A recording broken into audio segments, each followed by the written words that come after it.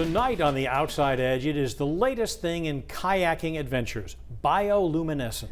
You may have seen YouTube videos like this one out of Washington State. The water glows and sparkles bright blue where it meets the kayaks, the oars, even the paddlers' hands. It's an amazing sight and one you can enjoy right here in Maine. Here's meteorologist Mallory Brooke.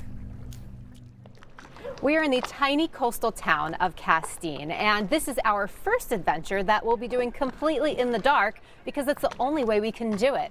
We are taking a bioluminescence kayaking tour, and it's only available right here in Castine. I stumbled upon this adventure in a random Google search, but it was an amazing find this summer. Karen Francour founded and continues to run Castine Kayak Adventures into its 25th year. Our biggest thing that we do are our bioluminescent night paddles because our bay is very bioluminescent. Karen and her son actually discovered this phenomena years ago. I would take my son kayaking at night after I was done working, and we were out paddling, and he's like, Mom, look at my boat, it's lighting up.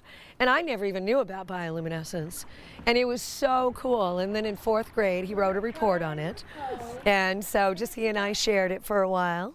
And then I thought, this is really cool. I could really share this with other people.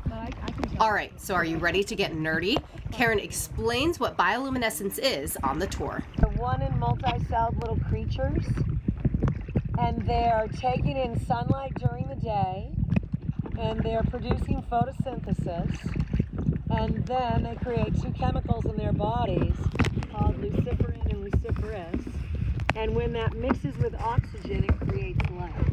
Bioluminescence is amplified by open ocean coming into a narrowly constricted bay of estuarine water.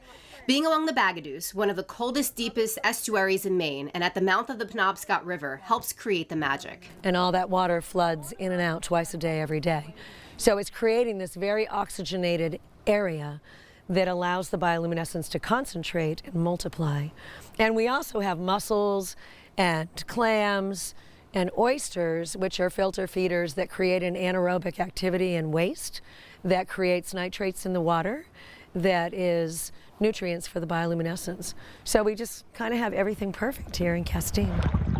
Your time on the water is about 2 to 3 hours with a floating planetarium if the skies allow. That's Antares, that really bright orange star. When I say it's truly something you have to see to believe, I really mean it. Because while it was so bright and luminous in the water, we were unable to actually capture it with our camera, a GoPro, an iPhone, or a DSLR camera, which makes it all the more meaningful for Karen to share. I think they'll put on my epitaph, she shared the bioluminescence with everyone.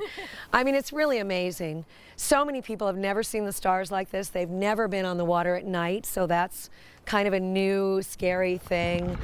And just, when you'll experience it tonight. When you experience the bioluminescence, it's like nothing else you've ever seen. It will be a night that our family talks about for a long, long time. For the Outside Edge, I'm meteorologist Mallory Brooke, News Center, Maine. Well, Francour mentions there are bioluminescent bays in Florida and Puerto Rico. They aren't as widespread, reliable, and defined as Castine, which again is what makes it truly unique.